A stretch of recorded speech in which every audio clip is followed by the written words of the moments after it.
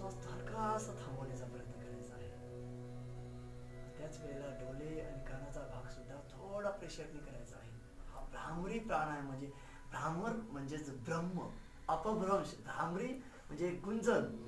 एक भ्रम जे आहे, मधमाशी कशी मधमाशी जर गुंजन करतं त्या पद्धतीने साहजिकच गुंजनामध्ये आपला भ्रमाचा भाग, ब्रह्मांडाचा भाग खुलत जाईल. भ्रामरी.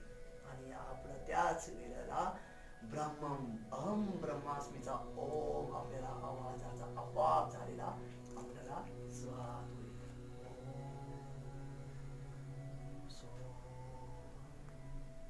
हलकासा थोडं दाबण्याचा प्रयत्न करायचा आपण.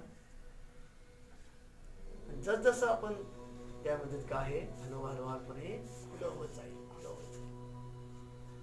भ्रामरीचा अर्थ हेच आहे.